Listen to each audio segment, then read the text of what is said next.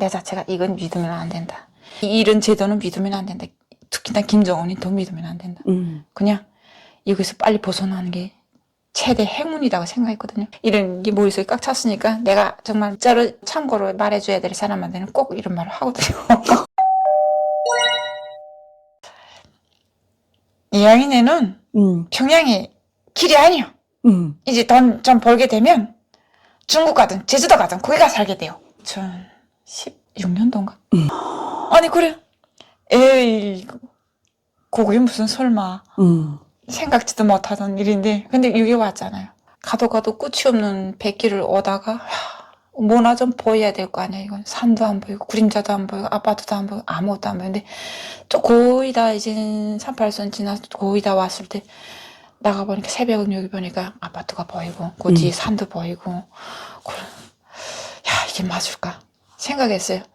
혹시 여기서 동해로 오다가 흥남은 아니야. 우리가 있던지 흥남은 지났으니까 통천 여기 통천인가 또 뭐 이게 현실감이 안 드니까 진짜 이 왔는지 믿음이 안 가가지고 쭉 보니까 무슨 빨간 검은대게 깃발 같은 게 또 있어요. 그래가지고 신흥 2호라고 썼더라고요. 그러니까 그쪽에 신흥동 뭐 이런 말 이거 다시 북한이 아니야 하는 생각이 너무나도 믿기고 이게 뭐야 뱅뱅 배 갖고 맴돌았다니까 한 3바퀴 맴돌다가 그냥 갔는데 속초에서 그 선장님 보고장 선장님이 마주 와서 얼굴을 보니까 그때야 이게 한국이구나 하는 근데 그 사람을 봤는데 왜 한국이라는 생각했어요? 이 얼굴 보면 알거든요. 왜? 북한 사람들은 얼굴이 너무 말랐어요. 진짜? 너무 마르고 보면 알려요. 벌써 피부부터 시작해서 차림새도 그렇고 그다음에 어디야 어디서 왔어 하면서 얘기하시는 게 한국말씨더라고요. 북한에서 왔어? 잘 왔어. 북한 못 살아? 이러시는 많이 듣고 말이지. 네네. 잘 왔어. 북한 못 살아. 이래가지고 그 다음에야 마음이 훅 놓이더라고. 이제 한국에 왔구나. 그다음 이게 그 해경 배가 오지. 그다음에 헬리콥터 뜨지. 그때래야 그다음에 이게 왔구나 하는 생각 그제야 들고 그다음에 마음이 좀 놓이더라고. 신분 때문에 그걸 공개할까봐. 이름이라 얼굴이 공개되면 또 저쪽에 친척들이 좀 해. 그러니까 그거 때문에 그랬지 마음은 편하더라고. 우리 신분 노출해주지 말아주세요 라는 얘기를 했어요? 기순인가 이거 쭉 물어보니 우양을 무슨 인권을 많이 존중해 주더라고. 그러니까 거기서 우리 이거 공개되는 건 요구하지 않는다는 거. 그러니까 그건 초조하게 다 담보되고 기순한다고 우양이가 물어봐요 이렇게? 물어봐요. 방송 떠들지 막 사진 찍고 뭐 부쩍부쩍하게 이래가지고 그러니까 방송으로 기순할 의향이 있습니까? 이렇게 물어보는 거예요, 우리 해경에서? 무작정 이렇게 안 그러고, 본인의 의향을 딱 물어보고, 그 다음에 거기에 따라서, 우린 기순한다는 거.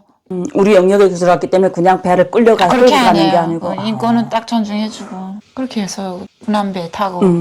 그게 처음으로 대한민국 군함에 딱 올랐는데 어땠어요? 안대를 꼈으니까, 어디인지. 오를 때 안대를 끼는구나. 안대를 껴요. 이제 내배에서 대한민국 군함으로 오를 때는 이렇게 안대 껴요?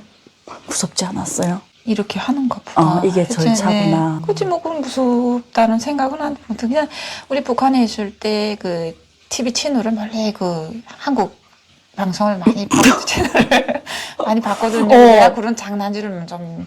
많이 했어요? 잘하거든요. 호기심에, 그냥 이거 안 보면 안 되겠으니까, 그냥 어떻게 하나 나오게끔 해가지고, 그냥 그걸 보고, 한국에 오게 되면 1차로 하나원 생활을 거쳐가지고, 그 다음에 나와서 쭉 그런 과정을 쭉 보게 됐거든요. 그러니까. 북한에서 그걸 다 봤어요? 다 봤어요. 이제 가면 국정원과 조사하고, 조사 끝나면 하나원 가고. 국정원 소리는 안 하고. 국정원은 모르고, 그냥 하나원 생활하는 것만 알았구나. 교육을 하고, 그 다음 나와서 정착하게끔 쭉 그런. 그쵸. 그런 게 TV로 나오니까 하나원 생활을.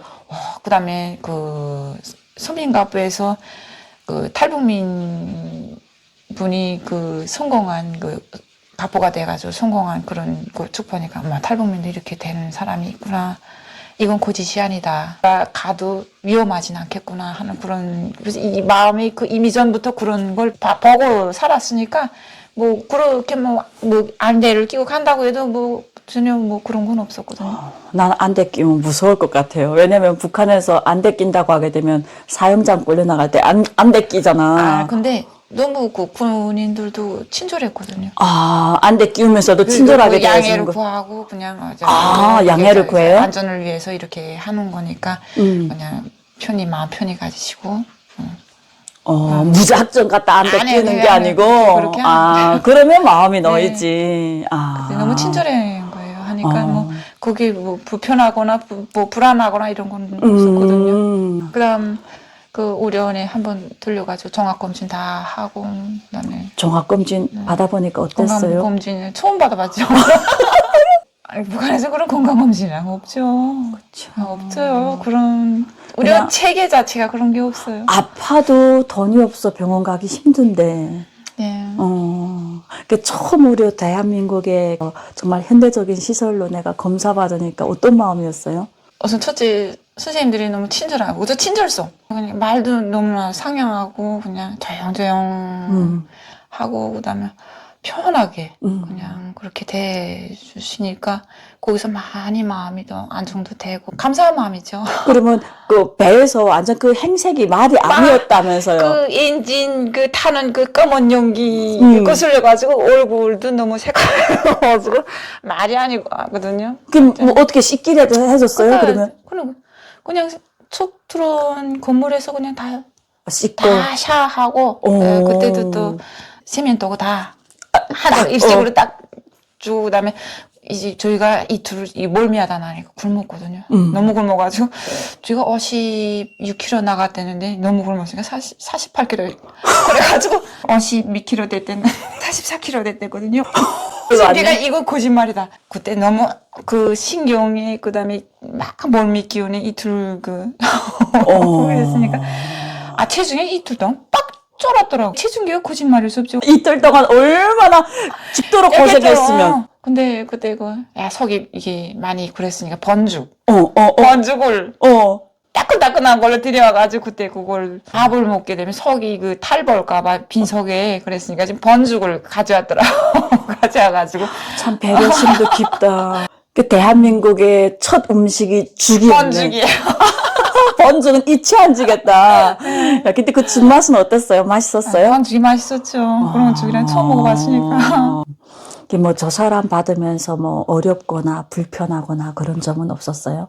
아니 그런 게 전혀 없죠. 그냥 그대로 있는 그대로 말하고 거짓이란 게 없으니까 그대로 편하게 내가 그 살아온 과정을 그대로 얘기하니까 다 스님들도 다 너무 친절하게 잘 대해주시니까 뭐 거기 불편한 감이랑 너무 뭐 간식도 계속 뭐 두쪽이 아시라 또 CD도 보게 해주고 뭐 그다음에 보고픈 영화다 보게 하고 그다음 뭐 보면 뭐 다 먹고 지냈으니까 전혀 부담 가진 게 하나도 없어요. 참 이게 대한민국이구나. 네. 북한하고 너무나도 다르구나. 여기 정말 너무 잘했다. 그런 생각이 딱 네. 들었어요. 조사받으면서. 네. 그럼 어때요? 북한에서는 어머니가 종교의 자유가 없는 나라니까 그것 때문에 평양에 살다가 소개돼가지고 지방으로 왔잖아요. 대한민국에 딱 오니까 지금 대한민국 수도 서울에서 살잖아요. 네. 어떤 마음이었어요? 우선 하고 싶은 거 다 하고 그러니까 이 북한은 이제 좀 자유가 없잖아요. 여기는 자유가 너무 많아요. 하고 싶은 게 너무 많고 할 게 너무 많고 그다음 배우고픈 만큼 배울 수 있고 그다음에 보고픈 거 보고 듣고픈 거 들을 수 있고 또 본인만 노력하게 되면 자기가 할 수 있는 걸 마음껏 할 수 있는 그런 자유 그다음에 인권을 많이 존중해주고 이게 너무 좋은 거예요. 근데 북한에서는 이제처럼 눈 막고 귀를 막아야 되고 입도 혓게 물어야 되고 아무것도 할 수 없는 거예요. 저 솔직히 여기 와서 북한에 있을 때 내가 하고 싶었던 게 대학 공부였거든요. 너무 공부를 하고 싶어서. 근데 그럴 조건이 못 됐거든요. 여기 와서 보니까 학원 다니면서 내 컴퓨터도 진짜 할 수 있고 또 배울 수 있는 건 뭐든지 마음만 먹으면 다 할 수 있거든요. 이게 첫째 장점이에요. 돈을 벌겠다고 마음 먹고 하겠다면 돈도 벌 수 있고 정말 너무 상상도 못하는 우리 예향이랑은 또 우리가 세대 차이가 있잖아요. 이모님이 봤을 때 북한 주민들의 삶이 진짜로 예전에 그 고난의 행군 때보다 더 어렵고 지금? 너무 어렵죠. 너무 어렵고 작년 23년도 8월 1일 날에 개인이 달러를 가지고 있지 말아야 된다는 포고가 떨어졌거든요. 또 그래가지고 제가 걔는 금전판에 많이 가서 일을 좀 했거든요. 돈도 좀 벌고 거기 있는 사람들하고 이렇게 인맥을 이어가지고 그때 치료도 좀 하고 장사도 좀 하고 했는데 괜히 또 금도 가지고 있지 말래. 그러니까 거기 사람들 자체도 이건 도대체 살라는 게야 죽으라는 게야.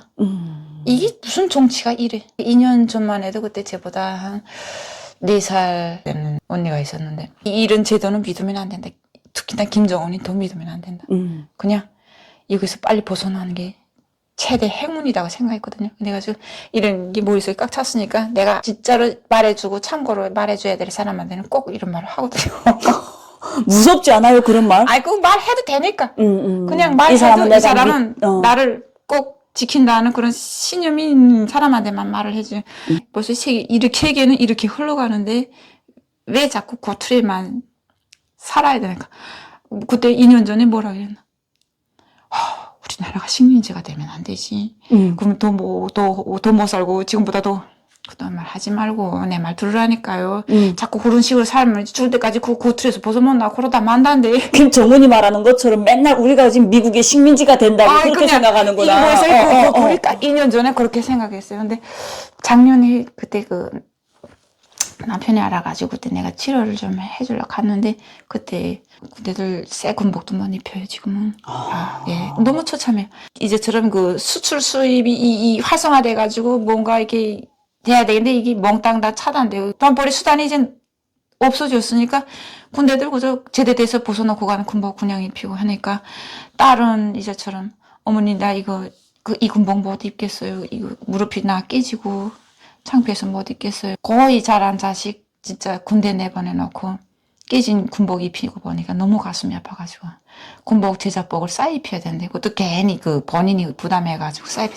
내가 그래, 야 세상에 이건 너무하구나. 그래서 자식들 내보내놓고 먹이지 못해도 군복 하나도 제대로 못 입히나. 사실 한여름에도 있잖아요. 군대들이 겨울 신발 신고 다녀. 신발이 없어가지고 너무 처참해가지고 그래 엄마랑 너무 가슴이 아파서 울면서 제작복 하나 5만 원이래요. 그러니까 아들은 또 아들대로 또 코로나 그때 또 돌아가지고 군의소에 입원했는데 앞에서 각혈하는 사람 3명이나 봤는데 대책이 없다는 거예요. 그러니까 지금 아들 죽을까봐 지금 엄마는 지금 그냥 울고 있어요. 그러니까 거기서 이제는 너무 이게 막 엄마들이 그렇지 않아요. 자식을 위해서는 자기 입안에 것도 다 뽑아주고 그 자식을 이렇게 거의 길렀는데 마지막에 그런 데서 받으니까 그다음에 나는 이제 누가 정치라든 나는 이제 상관이 없다.